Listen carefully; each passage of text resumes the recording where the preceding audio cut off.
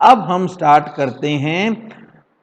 तो सबसे पहले हम इसमें देखते हैं ग्लोसरी। ग्लोसरी का अर्थ है, तो सबसे पहले हमारा है हेड। हेड का मीनिंग होता है a group of animal of same type, यानी कि जानवरों का एक झुंड, इसे हम कहते हैं हेड। सेकंड है डेस्ट्रॉय करना, यानी कि नष्ट कर देना। To damage something so badly that it can't be use, किसी चीज को इतनी बुरी तरह से नष्ट कर देना, बर्बाद कर देना कि उसका दोबारा यूज ना हो, इसे हम कहते हैं डेस्ट्रॉय। तीसरा है root.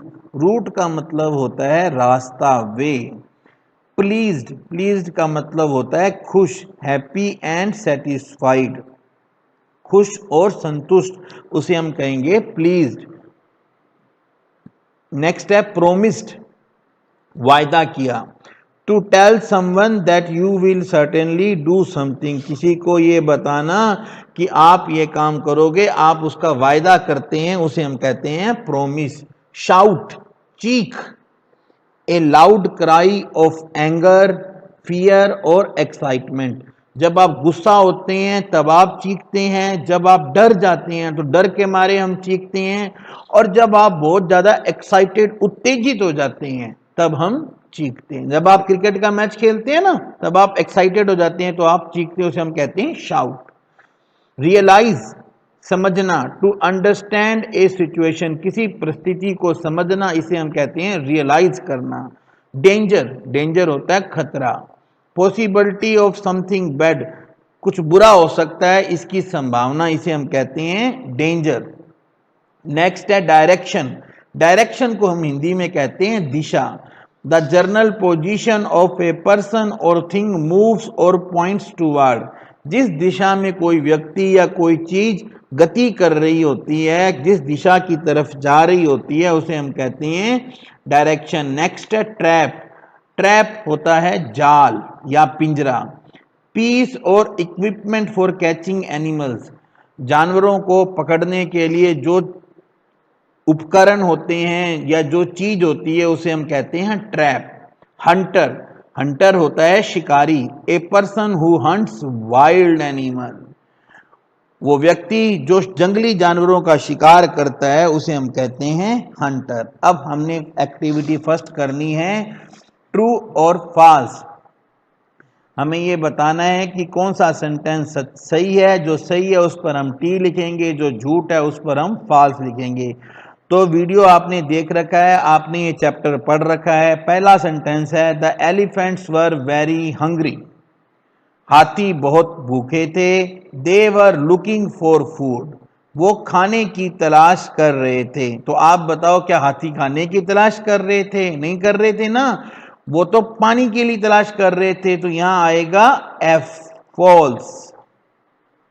The elephant destroyed the homes of the rats because they disliked them, हाथियों ने चूहों के घरों को नष्ट कर दिया क्योंकि वो उन्हें पसंद नहीं करते थे। तो बताइए सही है गलत है? ये भी फॉल्स है, क्योंकि the elephants destroyed the home of rats, उन्होंने चूहे के घर को नष्ट तो कर दिया, लेकिन अनजाने में किया था। उनके पैरों के नीचे घर आए थे, जबकि वो चूहों को नापसंद तो नहीं करते थे ना, इसलिए यहां पे आएगा फॉल्स।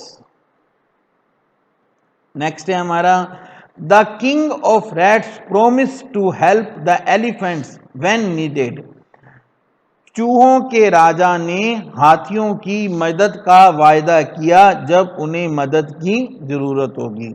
बिल्कुल ट्रू है। मूषक राज ने यह वायदा किया था ना गजराज को, आपने चैप्टर तो पढ़ा ही है।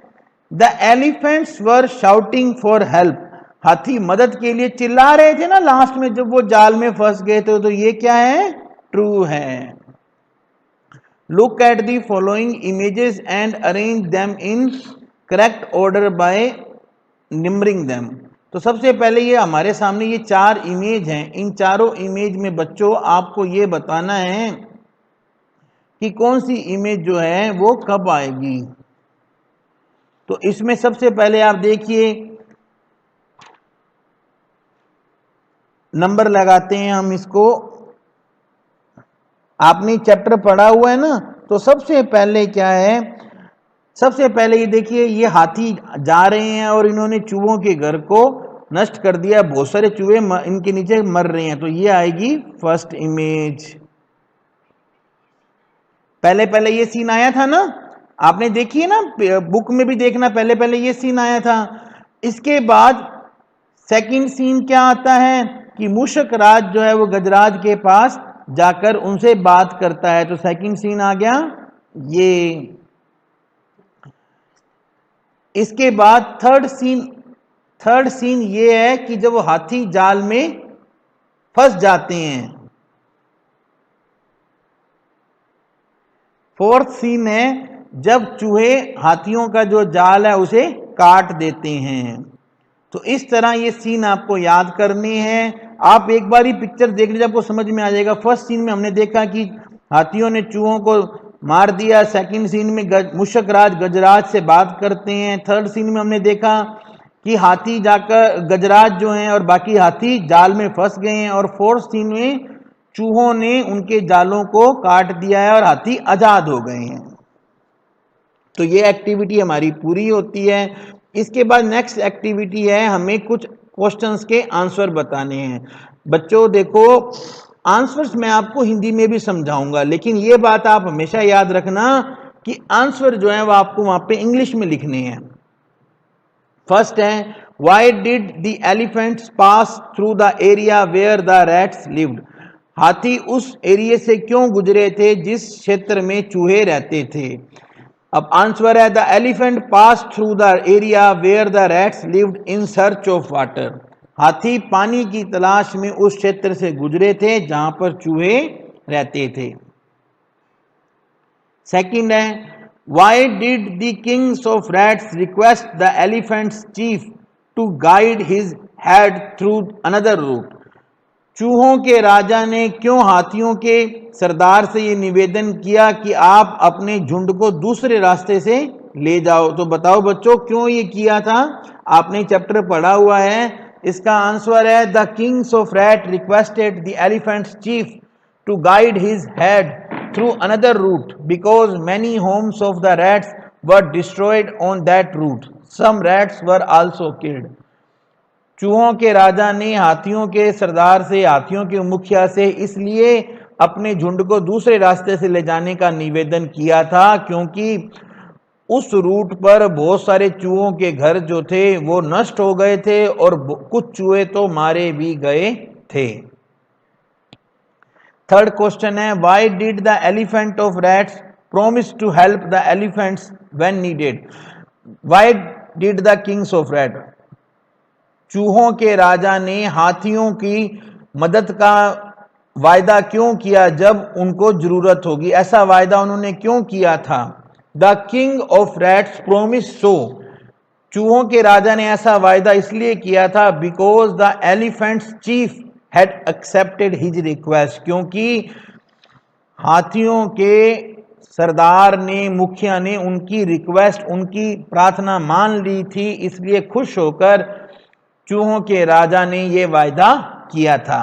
फोर्थ क्वेश्चन है, why were the elephant shouting one day, एक दिन हाथी क्यों चिल्ला रहे थे? तो आपको पता है ना हाथी क्यों चिल्ला रहे थे? The elephants were shouting one day because they were caught in traps kept by some hunters, क्योंकि वो कुछ शिकारियों द्वारा बिछाए गए जाल में फंस गए थे, इसलिए वे चिल्ला रहे थे। How did the rats help the elephant? अब लास्ट क्वेश्चन है, आपको ये बताना है कि चूहों ने हाथियों की मदद किस तरह से की थी। आंसर है, the rats help the elephant by biting the ropes of the traps and making them free. चूहों ने हाथियों की मदद, उनके जो जाल थे ना, उन जालों की रस्सियां काटकर और उन्हें आजाद करवाकर उनकी मदद की थी। तो प्यारे बच्चों, ये हो गए हमारे क्वेश्चन आंसर।